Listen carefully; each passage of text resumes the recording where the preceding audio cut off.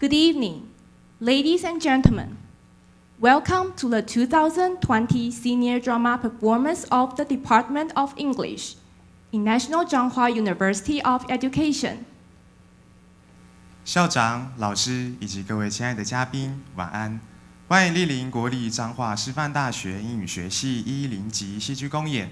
我们是今晚上半场的主持人，我是 Lance 许江豪，我是耍令廖新宇。在表演开始之前，请先让我们介绍今日的与会贵宾：陈明飞陈校长，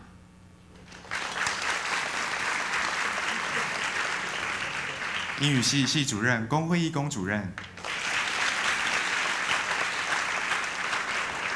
英语系老师张善茂张老师，发音指导老师 Mr. Pierce， 英语系老师彭辉荣彭老师，机电系老师王可文王老师，文学院院长黄盛惠黄院长，工学院院长赖永林赖院长，特教系系主任洪雅慧洪主任，英语系老师楚香君楚老师，英语系老师肖运华肖老师。感谢各位师长的莅临。Thank you for attendance。在此也特别感谢过去1年半以来所有支持我们的各位师长、学校单位、赞助厂商及所有帮助过我们的人。We truly appreciate the assistance from the teachers, school, sponsors, and our friends. Without your help, our performance would not be successfully completed. 现在让我们有请英语系系主任龚慧仪龚主任来为我们说几句话。欢迎龚主任。校长、各位师长、各位贵宾、各位学长姐，还有同学们，很漫长的等待，对不对？我会讲得很快，请让我用很快的时间，谢谢我们前后任的校长郭校长，还有陈校长，还有我们文学院的黄院长，教佐中心在这个我们的大英剧里面给我们在经费还有各方面精神上面大力的资助，谢谢。那再来呢，好像就应该可以，我们是不是就请陈校长来为我们致辞？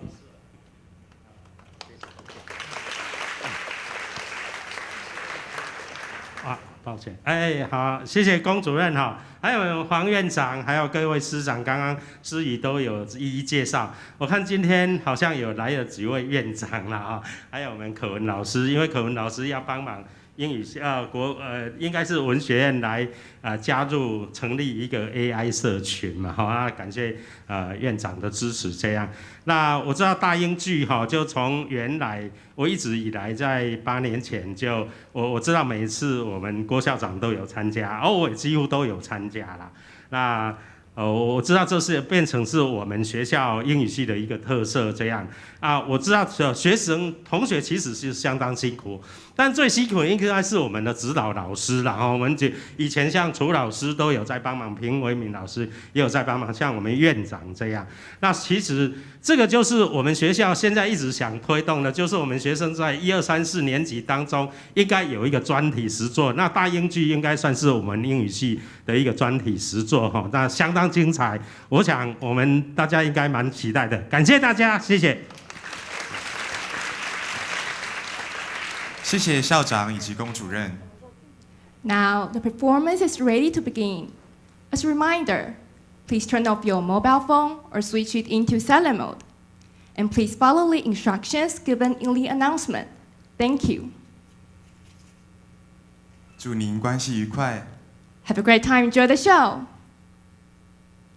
爱情就如同一场游戏，由爱与机遇相互交织而成。在面对爱情时，我们都会想清楚了解我们的爱人，但在爱情里，每个人都有属于自己的秘密。伴随着秘密所迎接而来的，究竟是伤害又或者是幸福的美满结局呢？在爱情里头，你会选择大胆追寻，又或是将就一生呢？现在就让我们跟着剧中的主角们一起探索爱情的面貌吧。Love is a game that combines playing smart while also taking with chances. When faced with love, we will all want to fully understand our lover's thoughts and our lover's actions.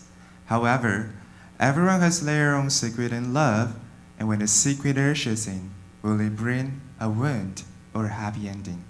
When in love, will you be fearless or will you play for keeps? Now, let us explore the truth of love.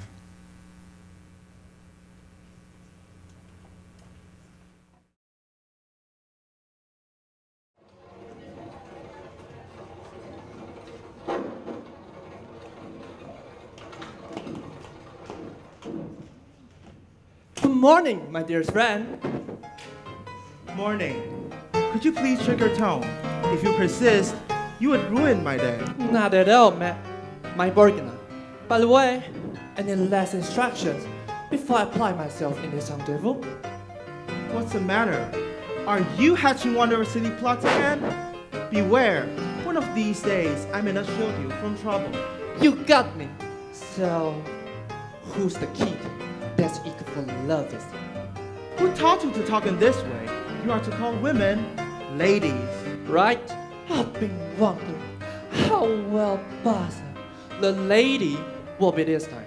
And I must observe her closely. What's your manners? You must act like a gentleman. Do not worry, she'll suspect nothing. I'm sure she'll instantly fall for my handsome face. After all, I've become quite experienced by now. Apropos, you never told me why you rejected the previous girl I recommended. What did you think about her? Did you find her too plain, too ugly for you? You must have. Otherwise, we would have been doing this again. Did you edit this sketch picture? No. I don't know much about the lady. The only thing I have is her name, Sylvia. Oh my God! Sylvia! She must be drop dead perfect and spicy. Not just elegant, but pleasure to touch.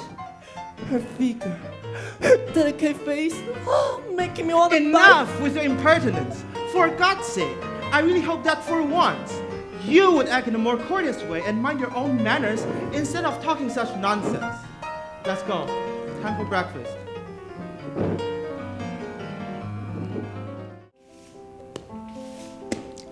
I should ask you one more time. Why aren't you interfering? What makes you so sure of my feeling I can answer for them? Well, you see, madam, I thought that, in this case, your feelings will resemble anyone else's. Monsieur, your father asked me that if your place is married off, and I assume you're happy about it, so I told him yes. Well, naturally, I assume. Otherwise, you'll be the only unmarried girl on this earth for whom answer yes wouldn't be valid. No, would simply be unnatural. Unnatural? That is utterly stupid. I take you think marriage has sort of magic power. Well, since you ask, yes. Be quiet. Go air the idea somewhere else. You should know better than make assumption about my heart based on yours. My heart is just like everyone else's. Why must yours taking into its head with this? I tell you, if she did, she would say I was eccentric. Well, I'm evil, I just might. You are trying to annoy me, Lisette. That's not at all what I'm trying to do. Look, what harm has done really? Don't it must have woke up your big to get married? To begin with, it's not a truth. I happen to enjoy being unmarried. Well, that is an interesting point of view. And it's hardly necessary for my father to think that by marrying off is making me happy. Because we said about things confidently, and all perhaps to know well. You mean you will marry the person he hasn't chosen for you? How do I know? Perhaps the person will suit me, and that worries me. They say that he's one of the most refined young men imaginable. That he's well-built, good-looking, and charming. That he couldn't be more intelligent or have the nobler character. What more, dear one, can you imagine a more perfectly delicious thing? Delicious? The way you put things is ridiculous. How now, madam? It's lucky that student of his caliber will consent to get married at all. Most of the girls he court will probably not marry him. how should I say, without the sermon. Handsome and well put together, that's what gets love going. Clever and compatible, that's what make it last. For God's sake, everything's bound to be good with this man. He's got it all. One can go about business with pleasure. One could, yes, if you resemble the portrait of Penofin, and they say he does. But that's only what they say, and it might very well describe then. He's a handsome man, they say, but it's not necessary in his favor. In fact, it is so too bad. Sort of too bad. But this is a really highly irregular way of thinking. It's a very sensible way of thinking. A handsome man is often conceited. I've noticed that. Well, he's wrong to be conceited, but he's right to be handsome. And they say he's well put together, be that as it may. Indeed, that we can forgive. But I can live without handsome and well put together. Those are dispensable amenities. Oh, so help me God, if I ever married, those amenities will be indispensable. You don't know what you're talking about. In a marriage, it's the reasonable part of man which one deals with the most of the time, much more like the treaty part. I require of man only to have a good nature, and that's more difficult to find than you might think. I always heard of my relative as August. People say he's such a sensible, sociable, and reasonable man. They think that exactly what it is. I believe so. His face never lies. It's totally open and candid, sweet and considerate. But don't you believe it? Because quarter of an hour later, it changed into solemn, surly visual expression that every member of household dreads. We see the nice face, but his wife only sees the nasty one. What a bizarre person with two faces. Isn't Leon, the mother living nearby, charming when we pass the street? Well, he doesn't laugh at all. Solitary, inaccessible, and ice cold. His wife doesn't know him at all. She has no business with him. No intimacy, no communication. Everyone who comes anywhere near him gets depressed or dies of frostbite. It must be fun to be married to him, don't you think? You're giving me the shivers. Awful, isn't it? Think, what kind of husband he really is. A husband is a husband. If I could just have one, I wouldn't really care about the rest of it.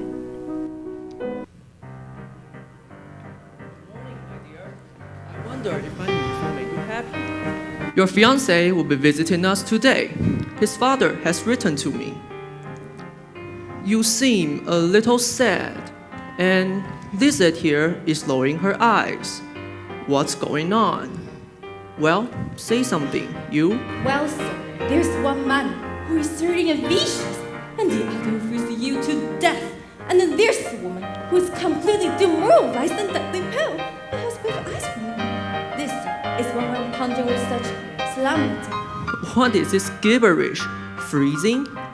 Weeping? Kindly explain. I was just telling Lisa, father, about unhappiness of wives who are mistreated by the husband. I would share my thoughts on the subject. She was saying that some husband with a smile with your friends and a scowl with your wives. I take it that marriage alarms you, my child. And all the more because you don't know the boy at all? To begin with, he's good looking, which is sort of too bad. Sort of too bad? Are you mad? I'm just saying what I've been taught. This is a miller's philosophy. I just said it. Come. There is no reason for all this, my dear child. You know how much I love you. On my last visit to the country, I settled on this marriage with Doran's father, who is one of my oldest, dearest friends. But we settled on it only the condition that you two like each other. Indeed, you have complete freedom to say and do what you like about it all.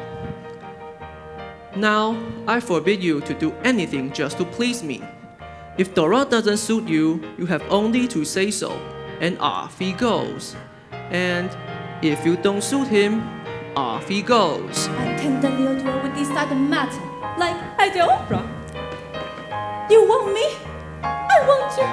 Get the person, or maybe. Are you in love? Neither am I. Get the horse. I myself had never seen Dorant. He was away when I was staying with his father. But of all the wonderful things I've been told about him, I doubt that either of you will be calling for a horse. You are so wonderfully kind, father, and I shall obey you. Good, I shan't do anything just to please you. good. But if I dare, I might ask you something. Let you scream me one thing that will really set my mind at ease. If the thing is feasible, I'll grant it. It's very feasible, but I don't want to abuse your kindness. Abuse away. You know, in this world, one must be a little too kind to be kind enough. Only the kind of soft man could say that. When the rock comes, if I could sing, starting here little without his knowing who I am, and Liz is clever. She could take my place for a while, and I could tell hers. Give me a moment to Let me think. teach you to be a fair lady. Don't do this. How amusing. If I let her do this, something singular bound to happen. Something that even she may not anticipate. All right, my love, I'll allow your disguise. Lisette, are you sure you can handle your part? It's one of the great rules. Aye, sir. You know, I dare you to make me laugh and take you not to show me any disrespect. This is the merry taste of what I have in store for you. What do you think, huh? Under fine? Do you recognize me? My, I was actually taken in. But there's no time to lose. Go dress up. Doran could surprise us at any moment. Hurry up. And make sure the servants knows about it. All I really need is an apron. I, on the other hand, must make an elaborate toilet. Can't do my hair, Lisa. You better start learning how to do your job. And do what? Thank you very much. I am to please, Marquise. Much! Sister, I'm genuinely sorry. I congratulate you on your news. I hear we're going to meet your lover. Yes, brother, but unfortunately, I have any time to stop and talk to you about it. I have more than a thing to do. Goodbye.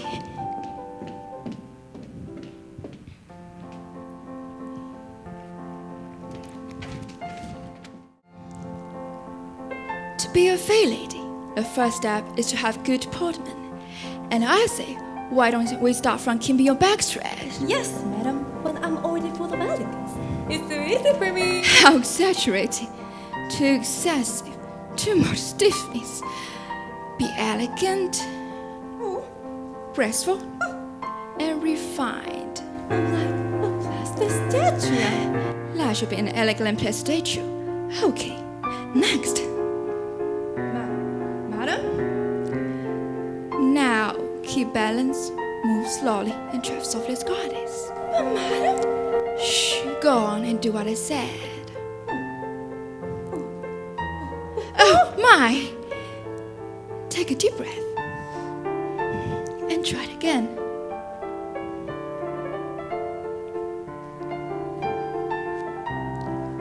Oh, try again. Well done. You're on the way to becoming a fair lady. But you're not even close to matching me. A plastic statue is different from the fair lady. Anyway, the road to become a fair lady is always tough and long. You pass, a fair lady you are. You failed, a chambermaid. Even I pass it, I'm still a chambermaid. An elegant chambermaid. Oh. Mario, pay attention, and I'll tell you what's afoot. You mean there's more? I shall begin by asking you to be very discreet about this. And I should do as you tell me.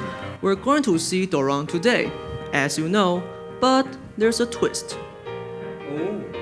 Your sister, who's not at all sure what she really thinks of marrying this Doran, would like a chance to study him a little without his knowing who she really is. So Sylvia has asked me to allow her to spend a day dressed as Lisette. How amusing. And Lisette will spend a day dressed as Sylvia. How extremely amusing. Now, this morning, I received a letter from Doran's father.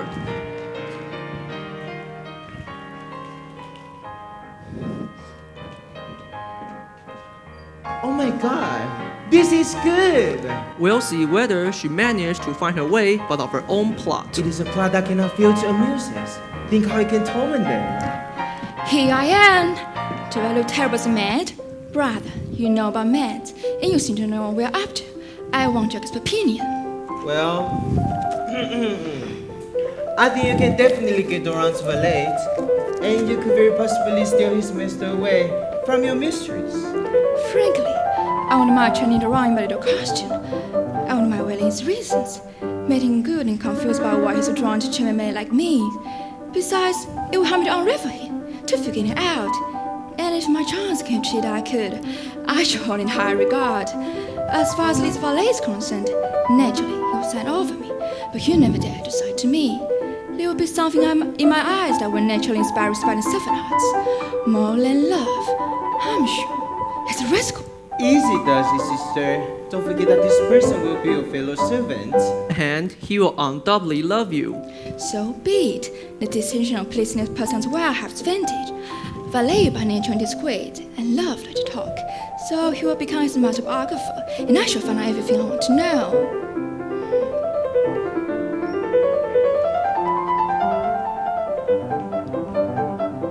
Monsieur Oga, a servant had just arrived who wants to speak with you.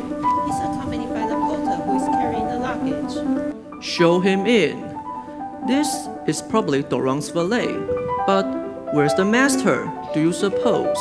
And where is Lizette? She's admiring herself in a mirror and thinking what foolishly entranced Doran to her. She planned to make short work of it. Quiet, they're here.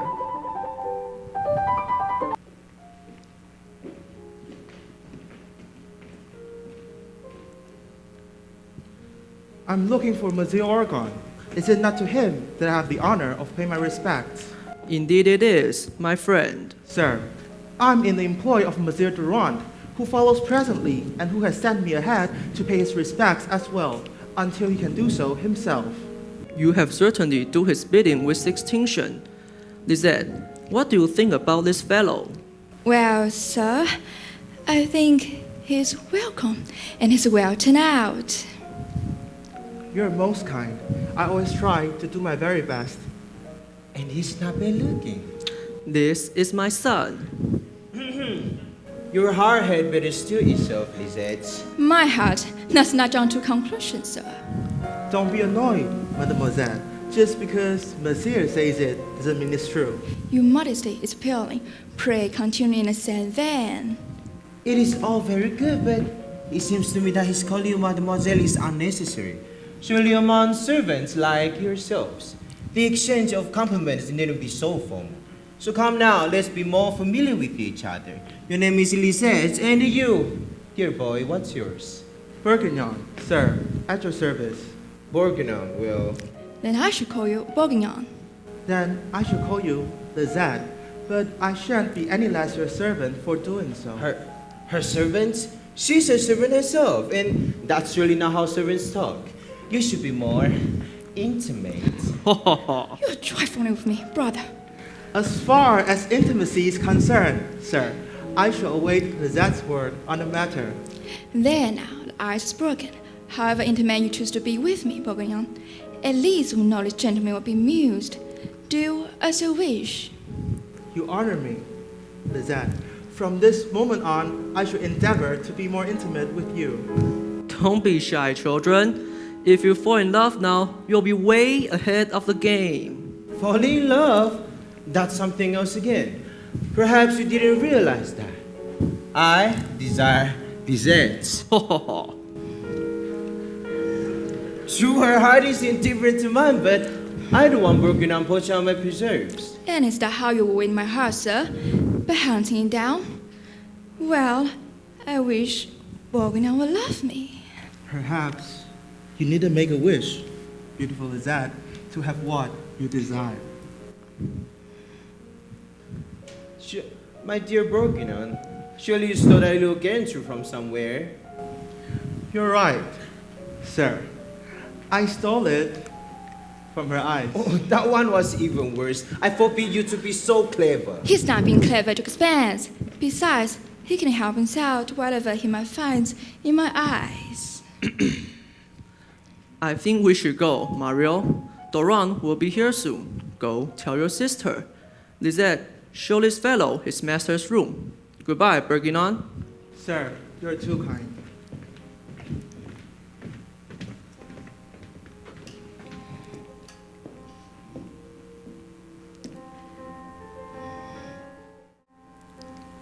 The enjoyment show. Well, no matter. I'll make the most of it all. Now, this boy's not for. And I don't pity some girl who gets in the end. If you want to woo me, I say let him, provided he's got something useful to tell me.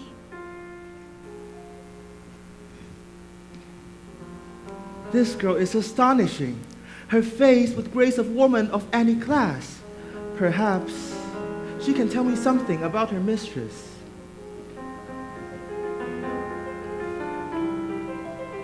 Since we have taken a more intimate tone and dispensed with formalities, Lizette, tell me, do your mistress's charm and beauty match yours? She's certainly rash to have a chambermaid like you. I gather, Bourguignon, according to the old custom, you have come here with the intention of whispering sweet nothing in my ear, am I right? To be perfectly honest, I had no such intention when I came here. I have never enjoyed any particular intimacy with ladies' maids, although I am, of course, a servant. I usually don't like the way servants think. But you're different. You disarm me. I feel almost shy. I wouldn't dare whisper in your ear. My instinct is to take my hat off to you. In short, I'm inclined to treat you with a respect that you would probably find ridiculous. What kind of lady's maid are you, with your air of a princess? You know, everything you say you feel when you look at me is exactly what all valets say they feel when they look at me. I really wouldn't be surprised if all their masters felt the same way when I looked at you. That's very well said. But it may interest you to know that I do not respond to almost attention of gentlemen in livery. You mean you don't like my costume? That's what I mean, Bourguignon. And now let's leave her alone and just be friends. You asked me to do two things for you, mademoiselle. But alas, I can do neither. What an unusual valet. Well, you have no choice but to do them both, because it's once predicted that I will marry only a well-born man, a man of position, and I've sworn never listen to any other kind of man. That's curious. I resolved long ago to love only a well-born girl and never to concern myself with any other kind of woman. Very well then.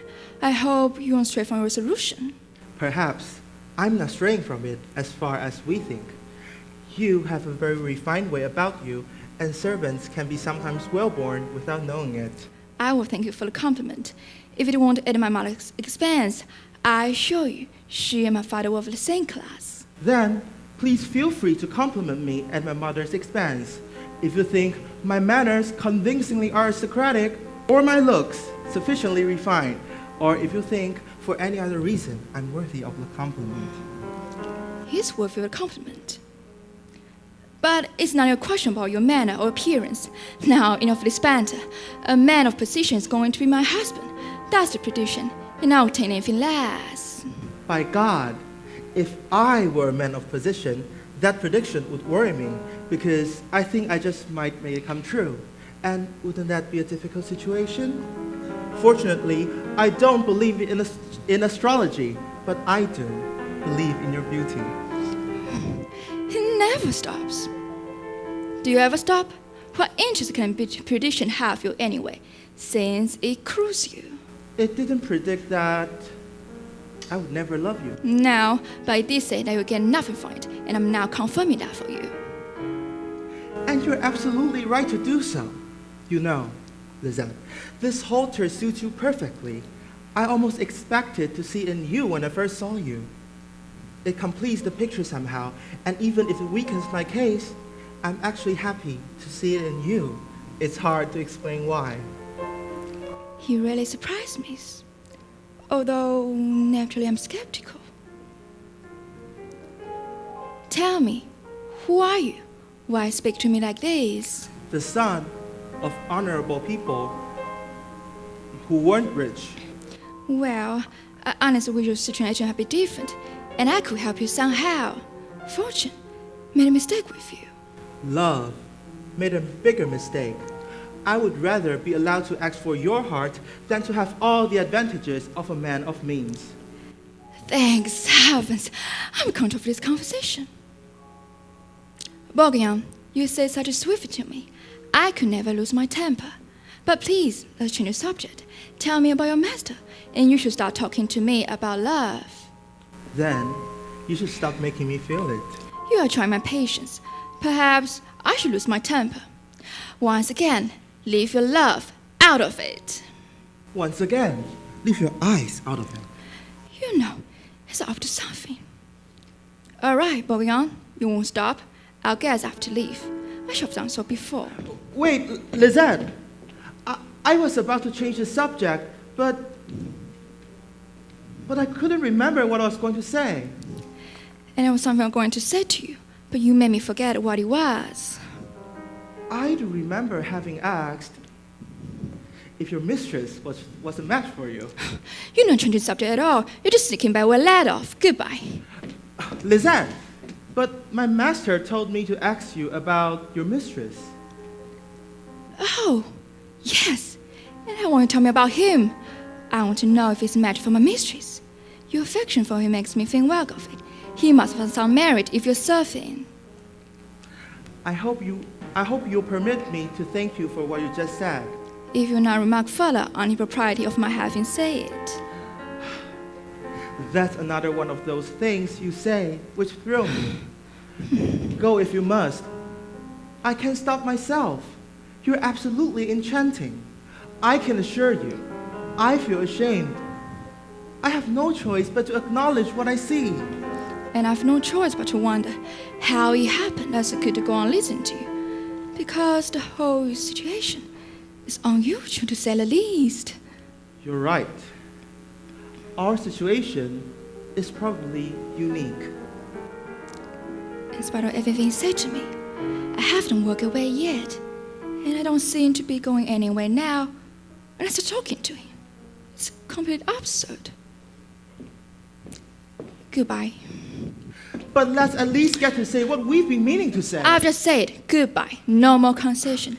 I just have to wait until Mr. Gacy and to find out what I want you to know. Meanwhile, you see that room? That's his. But here he is. Ah, Morgana, there you are. Have you and the rest of my luggage been graciously received? We could only be graciously received here, sir. Some servant back there told me to come this way. He said that my wife and my father-in-law had been told of my arrival. So, where are they? You mean Mr. Ogan's daughter, sir? I'm sure. Hello. Yes, quite. His daughter, my wife. It amounts to something. I've come for wife, and she is ready to marry me. It's all agreed. So all that remains to be done is just sign our lives away, and let's just a trifle.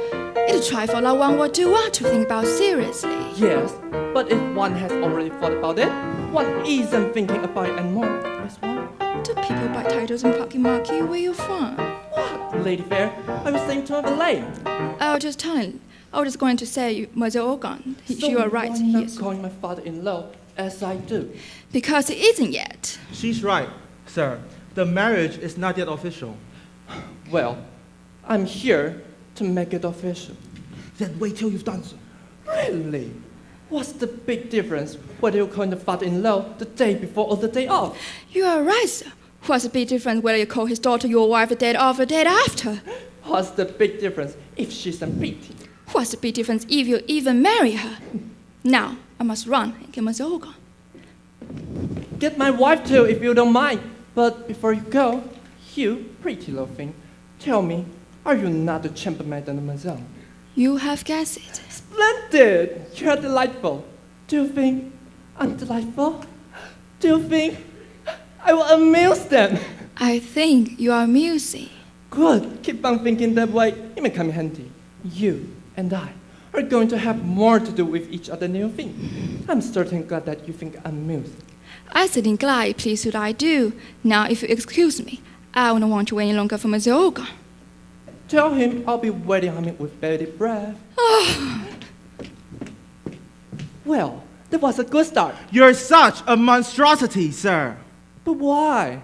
My entrance was perfect. I was so elegant. Look at yourself. I told you to be earnest, sincere, self-effacing, serious. You're driving me crazy. Oh, fine. I'm not really good about serious, but I could be melancholy. I will sigh. I will weep. I will sob, if necessary.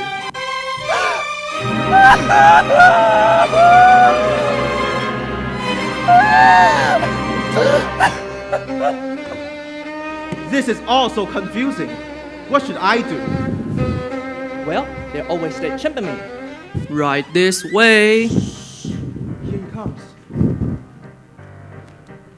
My dear sir, 1,000 apologies for keeping you waiting, but I've only just now heard that you were here. 1,000 pardons, monsieur, but that's far too many. Only one is necessary when one has done only one thing wrong. Besides, my pardon is useful begging. I shall endeavor never to trouble you for it. Oh, you are the master here, and I'm only a servant. It's a great pleasure to have you here. I assure you, we have eagerly awaited your arrival. Oh, I would have come before with Bergman, but when one is at the end of the journey, station of the coach, one looks so impossible on one's coat. Wrinkle short, the hair long. So I took a moment at the post house because I want to look my best forward and try to make myself more appetizing. Well, you have certainly succeeded.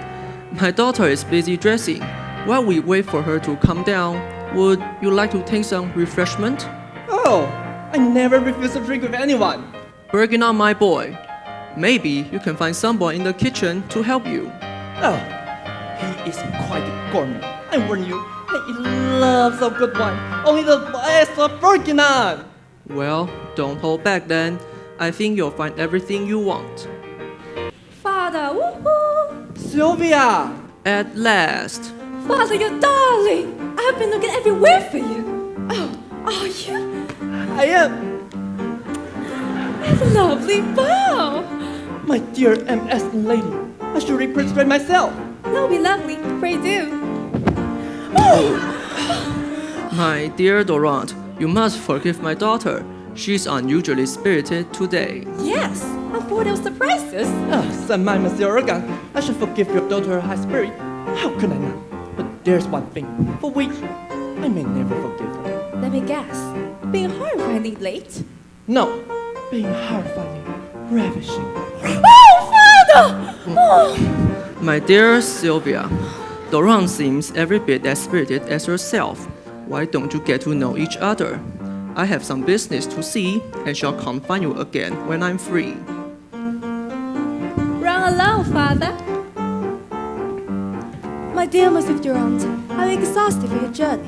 You have traveled for 3 days. Oh, madam, the roads are poor, but my spirits are excellent. I choose my most comfortable carriage, and although one cannot read in coach, one can certainly eat in one.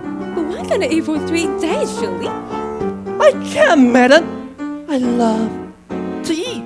They told me you're handsome and intelligent, but they didn't tell me you're also be hungry. Well, it is true. We stopped several times along the road, and there is a post house around here.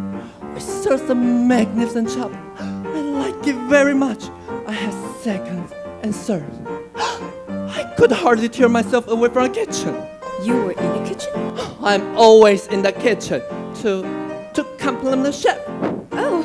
And he gave me an entire rope of lamb for carriage, and I made sure work of it, I can tell you. Oh, don't think of me, madam. I'm afraid I'm talked to. I apologize. I wasn't thinking ill of you at all, sir. I was smiling you, charming. Good. I was thinking that I have never met a gentleman as animated yourself. Here you are, you've been on a tiring journey, but you don't seem cranky at all. My brother Meryl's always very cranky after traveling, but you're different. You disarm me. You look fresh as a daisy. Even your clothes do. Madam, I should tell you a secret.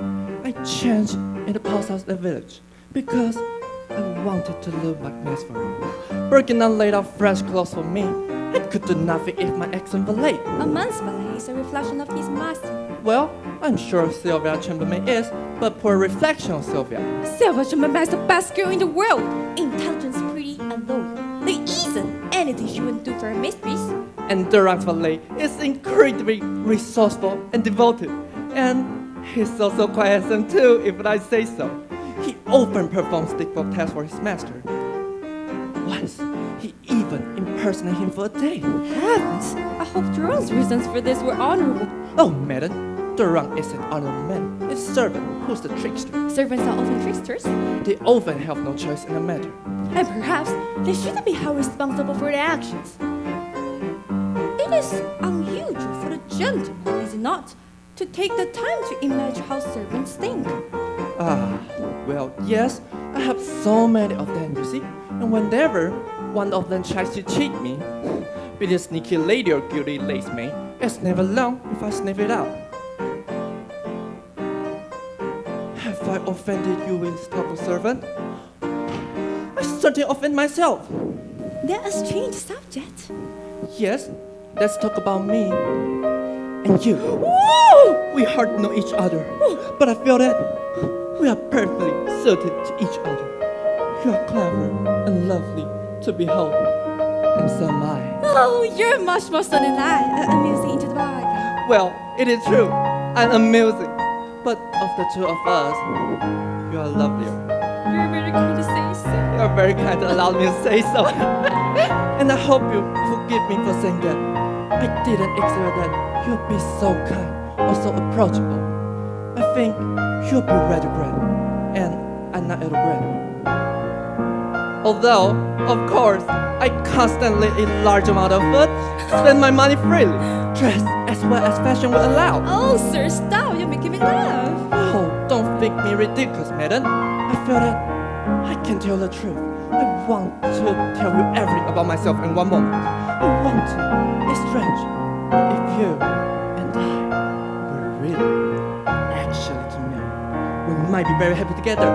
You could love me then? I hadn't considered it possible when I came here to tell the truth. But I'm sure of it now. Are you telling the truth? If I'm not telling the truth, please know that my heart is. You could love me? Thank you very much at the moment. But this evening, I will love you. And tomorrow, you'll be worshipped. Gosh, I suddenly feel quite tired. Of me? No, believe me, I think I need rest. My constitution is more delicate than I realized. And you'll come back? I swear again. Really? You're not one of those men who puts on one face for the world and are completely different at home, are you? Me? Why do you ask? I was wondering about it with my maid this morning. Oh, I'm afraid one can know me for long and not see what I really am. Madam. Sir. Sir, shall be worshipped.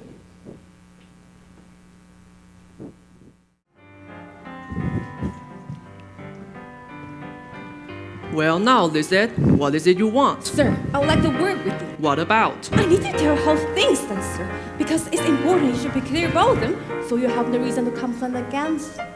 This is serious then. Yes, very serious. You consider the Madam Celia disguising herself, and at first I thought there was no harm in it, but it seems I have been mistaken. So, what harm has it done? Sir, I have to tell you that if you don't sort this business out, you will be so in love with the heart of your daughter.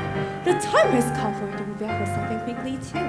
If another day goes by, I won't be held responsible for what happens. What makes you think he won't want my daughter once he gets to know her? Have you no faith in her charms? Indeed, no, sir. But you have to do too little faith in my seems. So, I must warn you, they're beginning to take effect. And I advise you not to get them. Well, my compliments to you, Lizette. Bravo! Oh, I see. You think this is funny, sir. You're laughing at me. Well, I'm sorry. You won't be left for long. Don't worry about it, Lizette. Just go about your business. Sir, I'll say again. Duran's affection are moving fast. Seriously, he's just very fond of me just now. But this evening, he will in love with me. And tomorrow, he will adore me. You can say what you like. I don't deserve it. It's an extremely bad taste. But I won't stop anything happening. Just wait, sister. I'm going to be adored. I guarantee it. Well, if he loves you that much, then let him marry you. What? You wouldn't prevent it? My words of honor, Lizette. No, if you bring him to that point.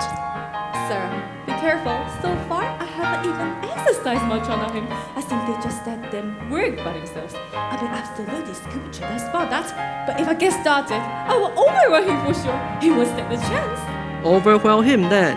set it on fire, take him by storm. In a word, marry him. I'll permit it if you can do it. Well, if that's a position, my fortune's as good as mine. But tell me, Lizette, has my daughter said anything to you about her fiancé? What does she think of him? We have scarcely found a moment to speak. Her fiancé never leaves my side, but judged by appearances, I don't think she's pleased. She seems sad and preoccupied, and I fully expect her to tell me to send him packing. Well, I forbid you to do that. I'm avoiding discussing it with her, but I have my reasons for prolonging this disguise. I want her to have plenty of time to consider her future husband. But what about the valet? How is he conducting himself? He isn't by chance falling in love with my daughter, is he? Oh, he's a strange character, sir. I have noticed that he acts quite a gentleman with her, since he's really rather handsome, and he keeps looking at her inside. And does that annoy her? Actually, she blushes. No, you're mistaken. Having a valet side for her surely wouldn't embarrass her. So she blushes. Well, of course, from sheer indignation. If you say so. Anyway, when you next see her, tell her that you suspect this valet of trying to turn her against his master. Don't worry if she gets angry, I'll attend to that. Ah, now here comes Dorant, obviously looking for you. Ah, I found you at last. You found the preacher. I've been asking for you all over the place. Your humble servant, our dear father-in-law, Ornelisa. Good day, sir, and goodbye, my children. I shall leave you alone together. It's as well you grow to love each other a little before marriage. Indeed, sir, I'll be happy to do both jobs. Love her and marry her as well. Don't be impatient, though. Goodbye. Madam, he tells me not to be impatient.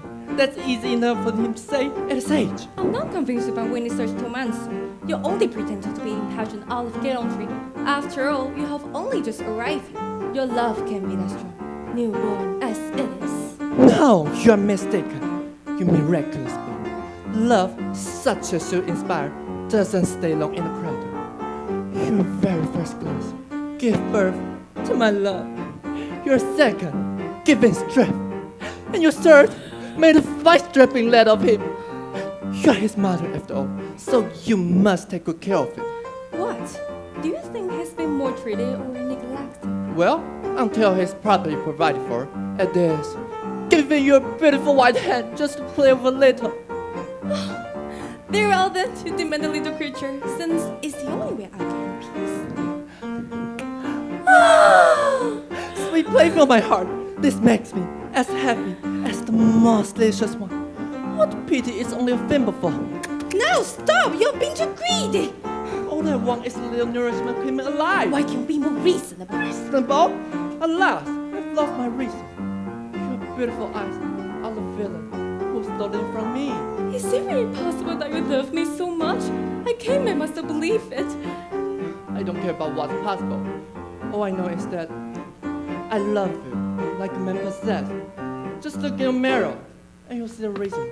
So, my mirror will only serve to make me more incredulous. My adorable little darling, such humility could only be hypocrisy. Oh! Someone's coming! He's a valet! Sir, may I have a word with you? No! And then the whole Venus could of a lay. Who can leave a person in peace? You better see what he wants, sir. Just one word, if you please. Madam, if he says 2 words, the third will be his dismissal. Right? That's it. Why? You impudent scoundrel!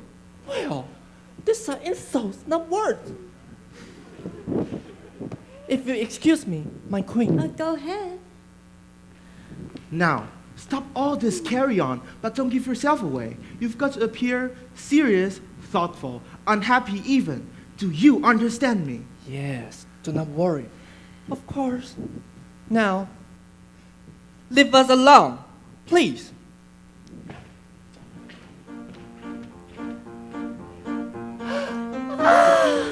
Before him, I have said the most fun things to you. And now, I'll only find ordinary ones, apart from my love, which is extraordinary.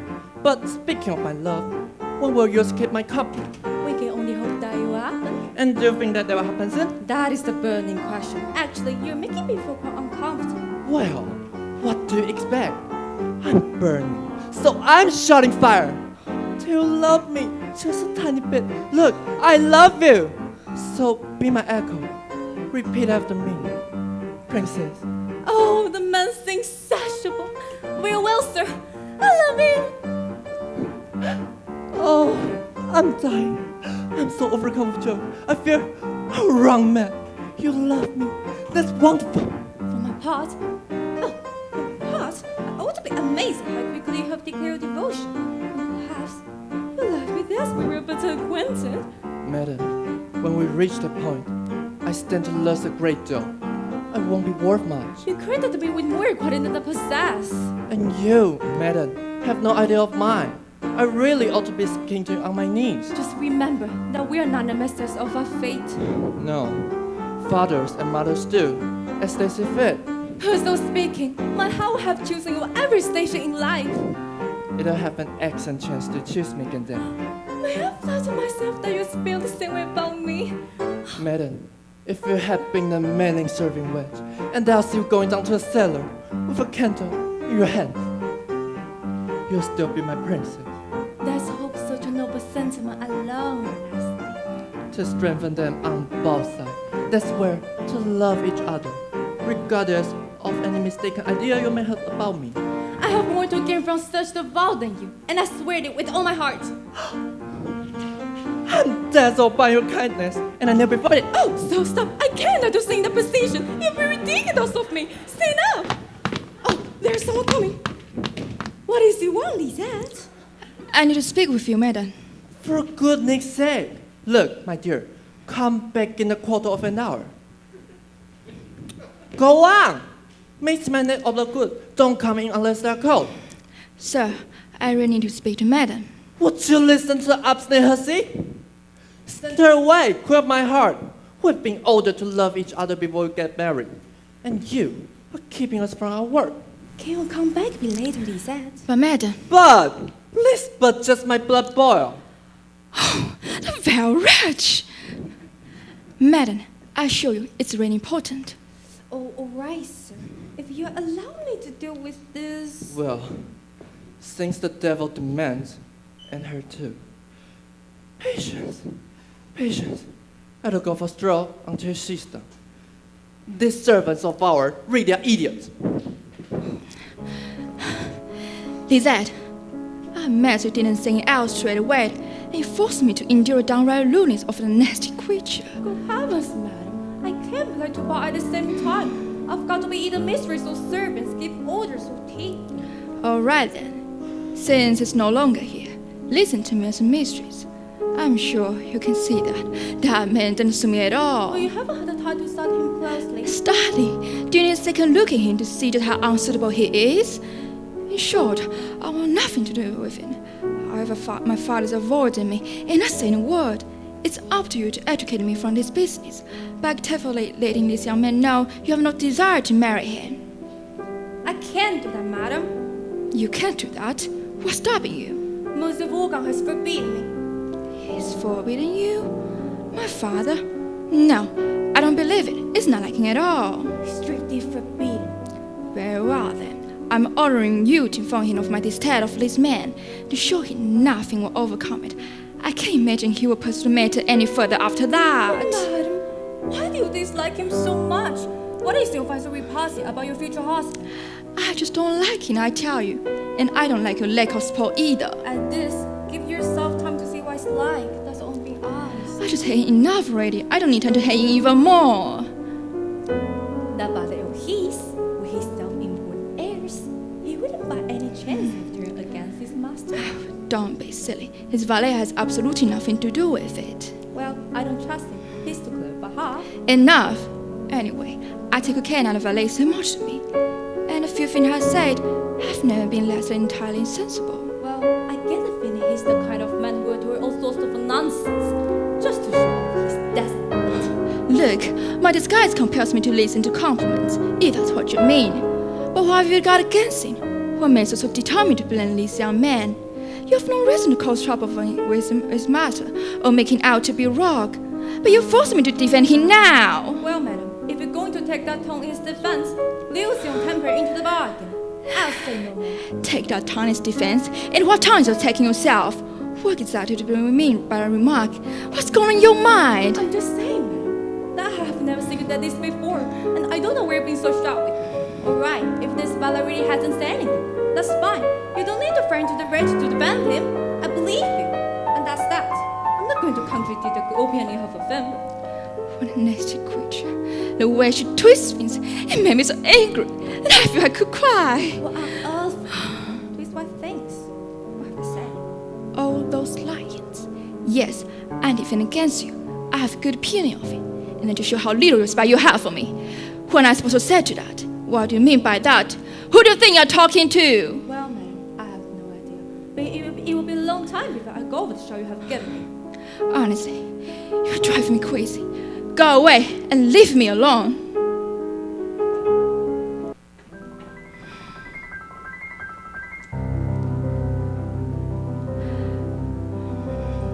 I'm still trembling what I've just heard her say. The impertinent way the servant look on us behind our backs is so degrading. I don't know how to cry from it. And I daren't think of the expression she used. I'm still frightened by it. I mean, we're talking about valet. Really? What an absurd idea. And that son of a creature has tainted my imagination with it. I must put it off my mind.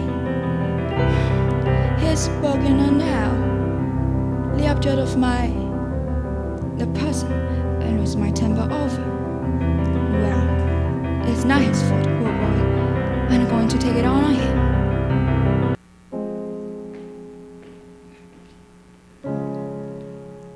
Lizanne, no matter how distant you feel from me, I'm compelled to speak to you. I think you've given me cause for complaint. Oh, dear Bognion, please don't call me Lisette. We mustn't be so familiar with each other. If that's what you want, Lizanne. But you're still doing it. And so are you. You called me dearest just now. That was slip of the tongue. Well, let us speak as we've been doing. It's not worth bothering about, given how short a time we have together. What? Is your master leaving? That will mean a great loss. And no great loss if I go either. I dare say. Just to complete your thought. I could complete it myself if I wish. But no, I wasn't thinking about you. Whereas, I think of nothing but you. Bognion, once and for all, whether you stay or go or come back, shouldn't really interest me. I wish you neither well nor ill. I neither hate you nor love you. That is the state of my feeling imprisoned. You have no idea how unhappy I am. You may have taken away my peace of mind forever. Look, pull yourself together. You are speaking to me, and I'm replying. That's quite odd. Too much. Even believe me. If you knew your place would be quite content with that, you regard me as a very sort of kindness. A kindness incidentally which I would contain anyone else. But I'm reproaching myself for that. Deep down, my heart assures me that what I'm doing is only to be praised. Each other's many sense. So let's put an end to this bogging on. We're just making for ourselves the same moral subject. Lizanne, I'm in such pain. Let's get back to what you started to say. You say you had some cause of complaint about me when you came into the room. What was that about? Nothing. Nothing at all. I simply wanted to see you. And I think I just used that as an excuse. What can I say to that? If I get angry, it will make me start the difference. As she was going out, your mistress seemed to be accusing me of having spoken ill of my master. She's imagining things. If she's happening again, deny strongly, and I'll take her rest. But that's not what's worrying me. Well, if that's all you have to say, I think we're finished here.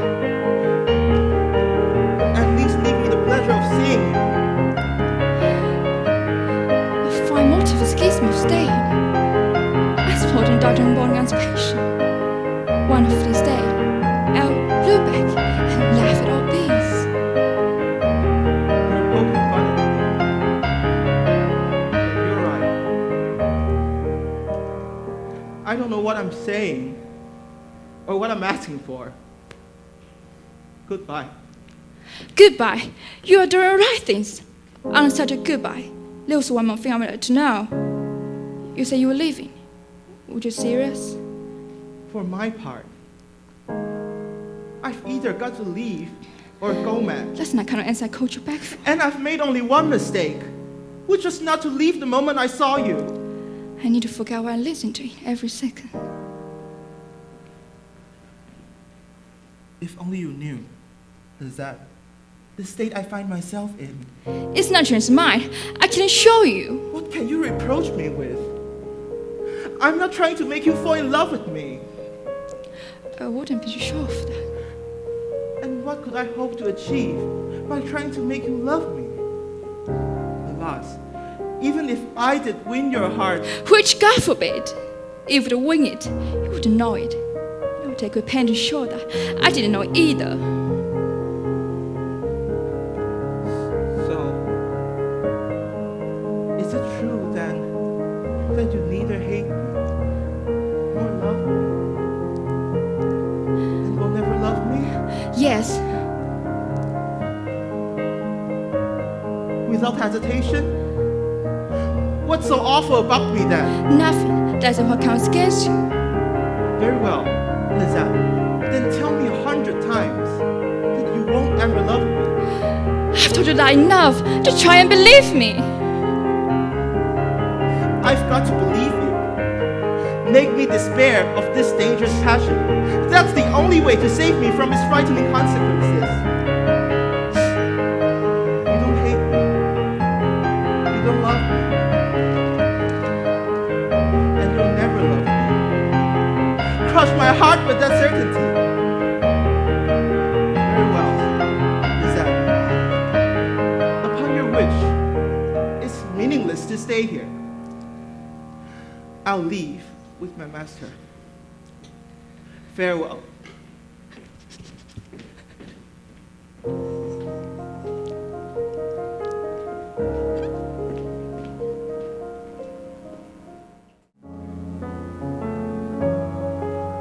I lost the chance. And her heart. So is this the end of our story? Don't tell me that happiness is here today, but gone tomorrow. Stop it. Let's go to a tavern. We'll share a bottle or two. Although you lost your lover, I got free drinks instead. I cannot tell. I should be glad or grief-stricken. Let's go drown our cups tonight.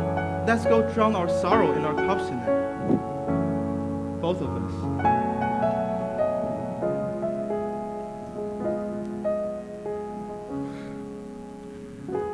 Please give us 2 cups of your finest wine. My pleasure, sir.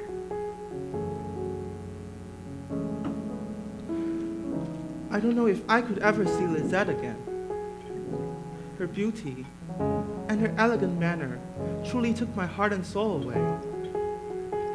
If I missed this opportunity, would I have another chance to meet her again? Please stop.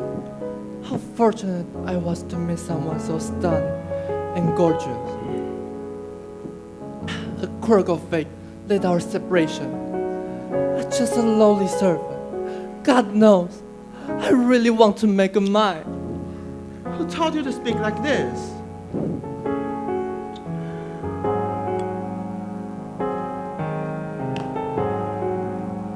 Why? Why did my heart lead me to a woman whose status cannot match my family's? She's still haunting my heart. Why? Why am I not courageous enough? Why am I just only a servant? I found welfare. if I were good enough to give a better life. I wish I was someone like you. Then I could be able to give a delightful future. Both of you look heartbroken. Would you mind if I recommend my special brew, Negroni? It is bitter but sweet, potent and with a strong fragrance, just like your experience. Make it 2, please. I think that love is just a Negroni. It is bitter when you pour into your throat. In a world, no one likes bitterness. But be aware, the aroma and scent of gin comes out slowly. You will gradually understand that this is the best part of love, sweetest and honeyed. As long as you make it through, you get to harvest your happiness and achievements.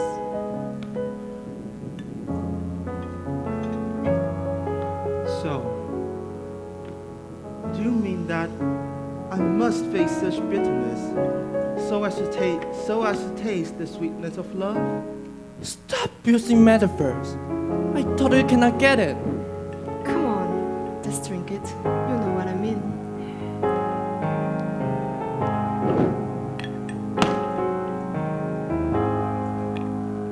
Exactly. She must be the one. I must go back.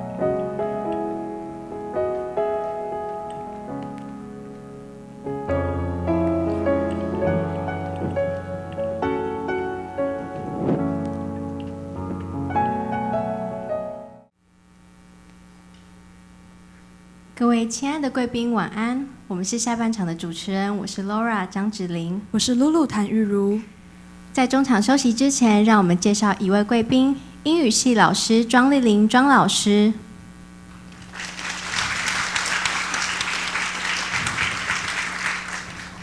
现在是中场休息时间，下半场将于10分钟后开演。场外备有茶点，但因学校活动疫情规范，活动中心禁止饮食。各位贵宾仍可领取茶点，并在公演结束离开会场后享用。请务必遵守活动中心饮食规范。感谢您的配合，造成不便，敬请见谅。Ladies and gentlemen, it is now time for the intermission. The second half of the show begins in 10 minutes. Refreshments are arranged in the lobby outside, but due to the epidemic regulation, eating and drinking are not allowed in the auditorium.